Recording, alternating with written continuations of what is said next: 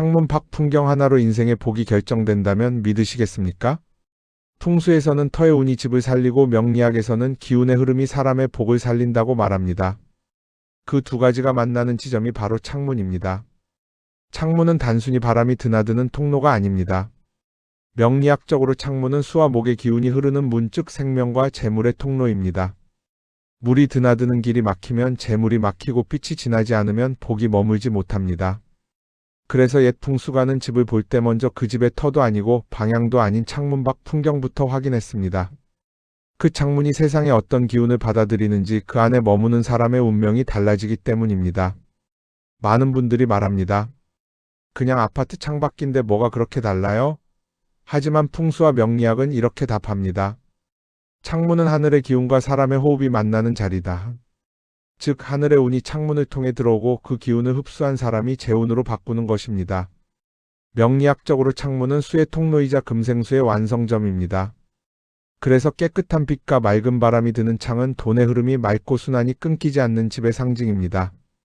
반대로 탁한 공기, 막힌 시야, 흐르지 않는 빛은 재물의 흐름이 끊기고 인간관계마저 답답해지는 구조로 작용합니다. 이제 가장 중요한 질문입니다. 그렇다면 어떤 풍경이 보이면 부자가 되는가? 창문 밖에 흐르는 물이 보인다면 그 집은 이미 재물의 기운을 품고 있는 명당이라 할 수 있습니다.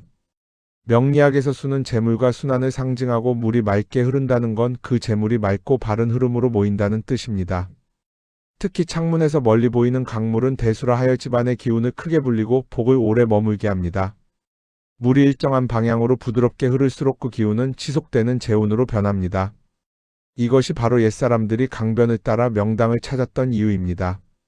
그들은 단순히 풍경을 본 것이 아니라 시간의 흐름 속에서 재물의 파동을 읽어낸 것이죠. 풍수는 명리학과 같습니다. 사람에게 사주팔자가 있듯 집에도 기운의 명이 있습니다. 그 명을 읽는 첫 번째 기준이 바로 창문입니다. 오늘 여러분의 창문을 한번 보세요.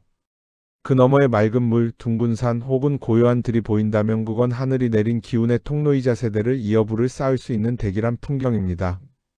이사 갈까? 고민하고 있다면 잠시 멈추세요. 창문으로 이것이 보인다면 그 집은 이미 복의 자리에 앉아 있습니다. 여러분의 창문 밖에는 어떤 산이 보이나요? 둥글게 부드러운 산인가요? 아니면 뾰족하게 솟은 산인가요? 풍수에서는 산의 모양이 곧 집안의 복의 형태를 뜻한다고 말합니다. 그 이유는 단 하나, 산은 하늘과 땅의 기운이 만나는 지점이기 때문입니다.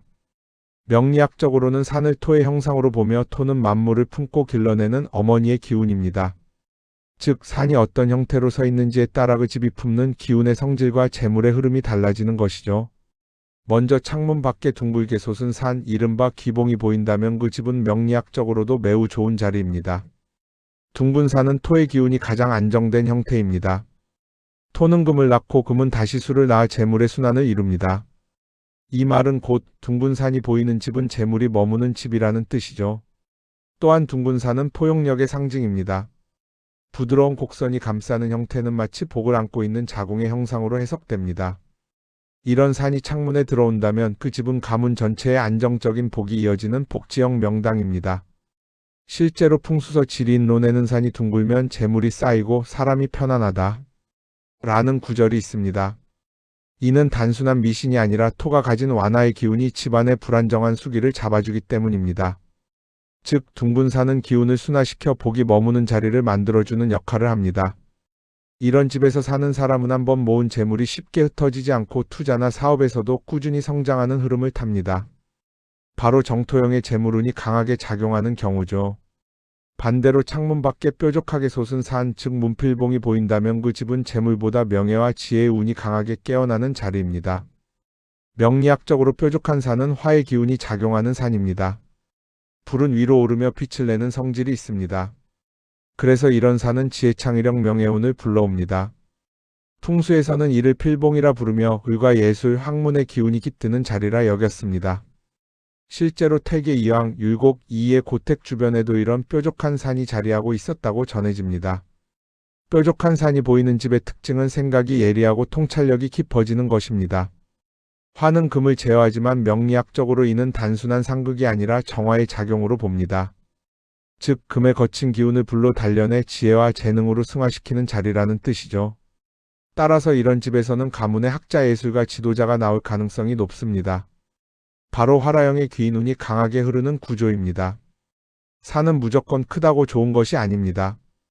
명리학에서는 산의 크기를 기운의 용량으로 보지만 너무 크면 토기가 강해져 기운이 눌리고 너무 작으면 기운이 약해져 재물이 머물지 못합니다. 가장 이상적인 형태는 창문에서 바라봤을 때 산 정상의 높이가 눈보다 약간 위에 있는 구조입니다. 이 높이는 기운이 들어오되 눌리지 않는 황금 비율이라 합니다.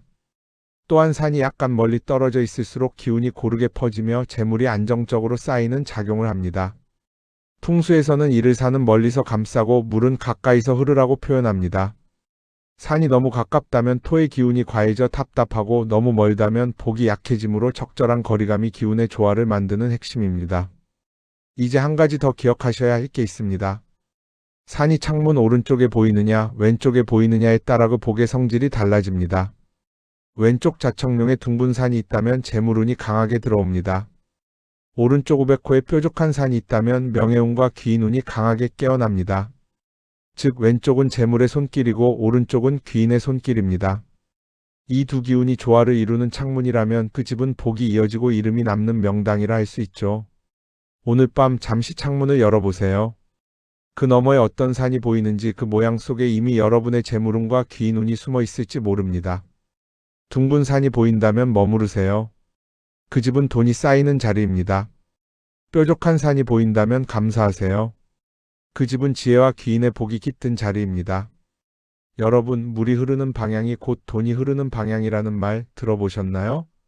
풍수에서는 물을 단순한 자연현상이 아니라 재물의 형상화로 봅니다. 그리고 명리학에서는 물을 지혜와 순환의 기운 즉 재물의 근원으로 해석합니다. 물이 잘 흐르면 재물이 돌고 물이 막히면 재물이 썩습니다.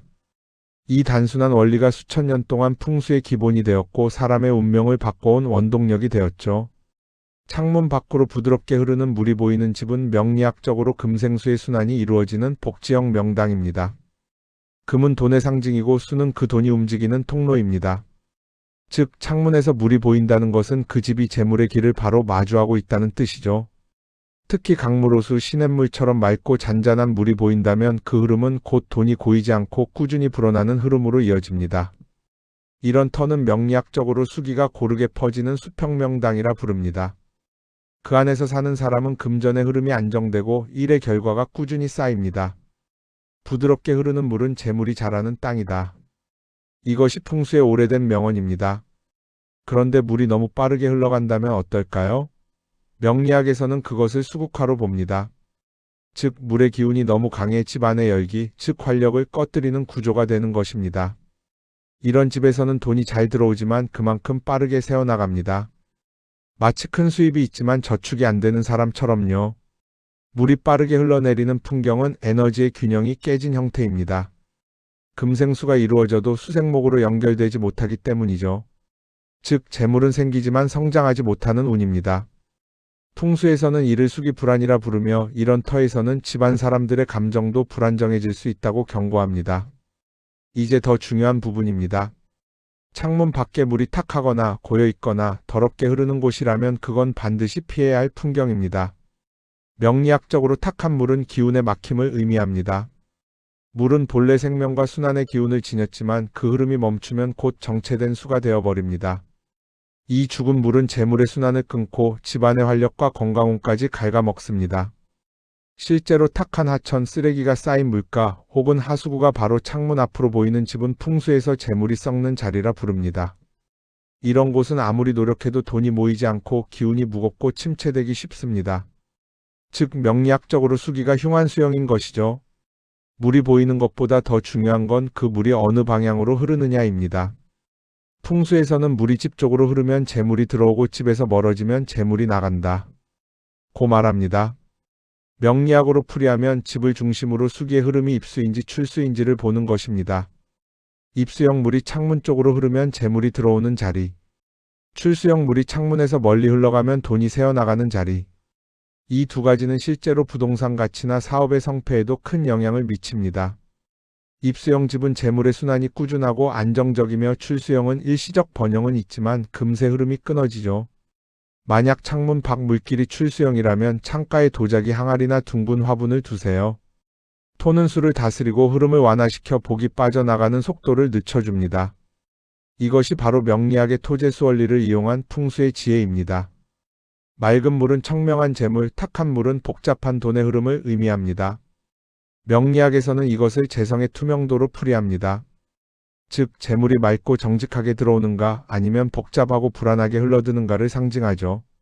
맑은 물이 햇빛에 반짝이는 풍경은 양의 수기로 사람의 마음을 열고 기운을 환하게 만듭니다.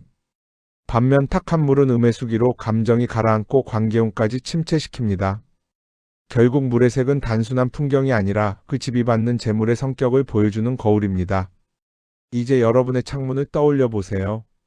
그 너머에 물이 맑게 흐르고 있다면 그건 단순한 강이 아니라 하늘이 내린 복의 수맥입니다.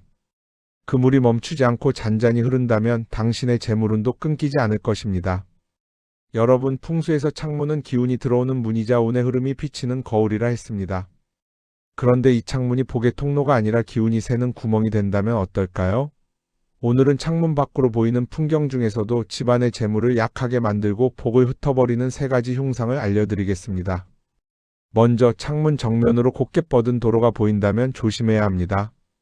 이것을 풍수에서는 칼길이라 부릅니다. 도로의 모양이 마치 칼날처럼 직선으로 집을 향해 뻗어 있기 때문이죠. 명리학적으로 보면 이는 화의 기운이 과도하게 몰린 형태입니다. 불은 열기와 속도를 상징하지만 그 방향이 집을 향하면 화극금의 작용이 일어납니다. 즉, 집에 금 기운이 배이고 재물이 흩어지는 구조가 되는 것이죠. 이런 집에서는 사람의 기운이 예민해지고 돈이 들어와도 머물지 않습니다. 통장에 들어오는 돈이 계속 나가버리는 이유, 그 원인이 바로 이 칼길의 기운일 수 있습니다. 해결법: 두꺼운 암막 커튼이나 나무 블라인드로 날카로운 기운을 차단하세요. 창문 앞에 푸른 식물목을 두면 화의 강한 기운을 목으로 흡수해 완화시킬 수 있습니다. 이것이 명리학의 화생토, 토생금 흐름을 회복시키는 비결입니다. 창문 밖으로 오래된 폐가, 철거 예정 건물 혹은 아무도 살지 않는 어두운 건물이 보이진 않나요? 이런 풍경은 풍수에서 사기가 머무는 자리라 합니다. 명리학적으로 보면 이는 토의 기운이 병든 상태입니다. 토는 본래 생명을 품는 어머니의 기운이지만 버려진 건물 근처에서는 토국수가 심해져 재물의 순환숙이 막히게 됩니다. 결과적으로 이런 집에서는 돈이 들어와도 정체되고 새로운 기회가 생기지 않습니다. 심하면 사람의 건강운까지 약해질 수 있죠. 해결법: 창문 쪽 시야를 커튼이나 가구 배치로 조정해 시선을 다른 곳으로 돌리세요. 밝은 조명을 사용해 음기를 걷어내면 불의 양기가 다시 돌며 기운이 살아납니다. 가능하다면 창가에 생명력 강한 식물을 두세요. 이는 명리학에서 목생화의 순환을 복원해 침체된 토기를 되살리는 방법입니다. 현대 풍수에서 가장 조심해야 할 풍경은 창문 앞에 전선이 가로지르거나 송전탑이 보이는 경우입니다. 풍수적으로 전류의 흐름은 불의 성질을 띱니다.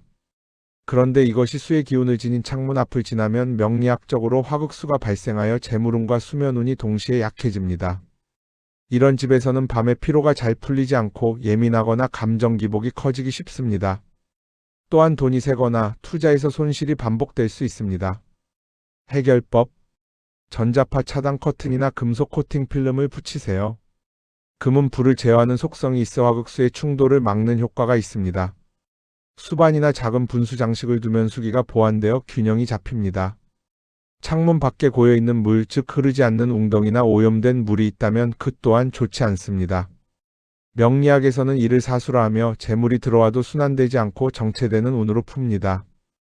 풍수에서는 물이 멈추면 복이 썩는다 고 경고합니다. 해결법: 창문 근처에 원형 도자기 장식을 두세요. 원은 순환을 의미하고 토의 기운으로 수기를 정화시킵니다. 가능하다면 창밖이 보이지 않게 커튼을 치거나 창문을 가려 시야를 바꾸는 것이 좋습니다. 창문 밖으로 막힌 벽, 좁은 골목 혹은 건물 간격이 너무 좁아 바람이 통하지 않는다면 그 집은 기운이 순환되지 않는 구조입니다. 명리학적으로는 수기목기가 막혀 사람의 생각과 감정이 답답해지고 재물의 흐름도 막히게 됩니다. 해결법: 하루에 한 번은 반드시 환기를 하세요. 바람은 목의 기운이며 막힌 수기를 생기 있게 만들어줍니다. 창가에 향초를 켜는 것도 좋습니다. 불이 공기를 순환시키고 음기를 태워 전체 기운의 흐름을 다시 부드럽게 만듭니다. 명리학에서는 기운이 막히면 복도 막힌다 고 말합니다. 하지만 반대로 흉한 풍경이라도 오행의 균형을 맞추면 언제든 복의 길로 바꿀 수 있습니다. 칼길은 화를 다스려야 하고 폐건물은 토를 살려야 하며 전선은 금으로 막아야 하고 고인물은 토로 순환시켜야 합니다. 결국 풍수의 핵심은 피하는 법이 아니라 기운을 다시 순환시키는 법입니다. 오늘 여러분의 창문을 한번 보세요. 그 풍경 속에 흉한 기운이 있더라도 작은 변화 하나로 복의 흐름은 언제든 다시 시작됩니다. 풍수의 시작은 땅에서 비롯되지만 풍수의 완성은 창문에서 마무리됩니다. 왜냐하면 창문은 그 집이 하늘의 기운을 받아들이는 숨구멍이자 명리학적으로는 수기가 흘러드는 복의 문이기 때문입니다. 위에서 말했듯 창문은 단순한 통로가 아닙니다. 빛은 하늘의 양기이고 바람은 목의 생기이며 이 두 가지가 들어올 때 집안의 수기가 완성됩니다. 이때 중요한 것은 빛과 바람이 지나치게 세지도 막히지도 않게 하는 균형입니다. 이 균형이 곧 명리학에서 말하는 오행의 중화입니다. 햇빛은 화의 기운을 의미합니다. 이 기운은 재물을 활성화시키는 힘을 주지만 너무 강하면 기운이 불안해지고 돈이 새기 쉽습니다. 창문을 통해 들어오는 햇빛이 부드럽고 따뜻하다면 그건 바로 복을 깨우는 화생토의 작용입니다. 이때 집안의 기운이 활기를 얻고 토는 재물의 그릇이 되어 복을 담게 되죠.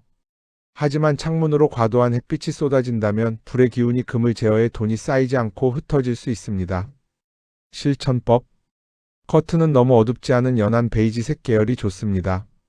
이는 화와 토의 균형을 맞추는 색입니다. 남향 창문은 화초나 유리 장식품을 두어 빛이 부드럽게 분산되도록 하세요.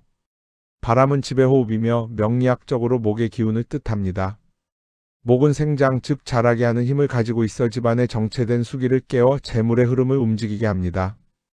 그래서 바람이 잘 통하는 집일수록 사람의 생각이 열리고 기운이 맑아집니다.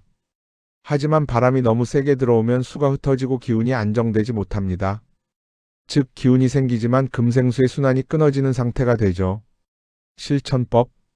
하루에 최소 2번 10분씩 대칭 환기 두 방향 창문 열기를 하세요. 이렇게 하면 집안의 목기와 수기가 순환하며 오행이 조화롭게 흐릅니다. 바람이 지나가는 길에는 식물을 두면 좋습니다. 바람이 식물의 잎을 스치며 목의 기운을 키워주기 때문입니다.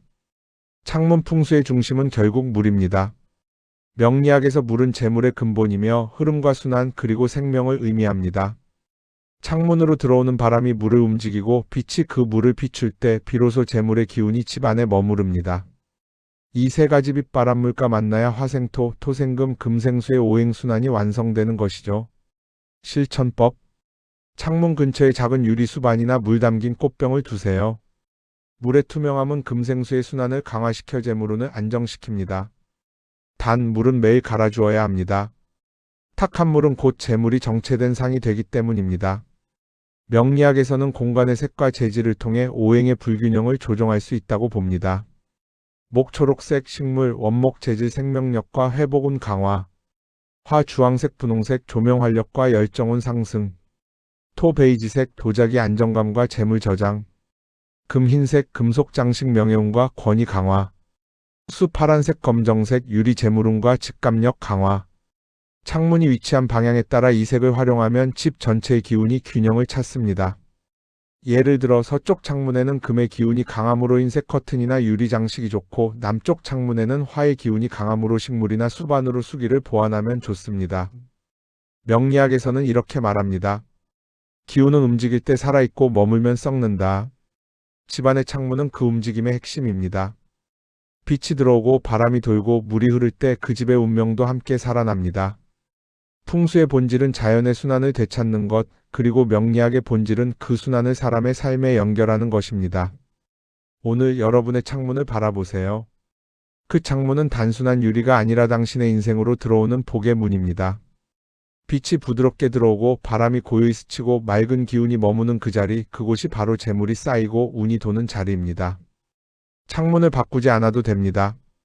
단지 기운의 흐름을 바꾸세요. 그 순간 여러분의 삶에도 복이 들어옵니다.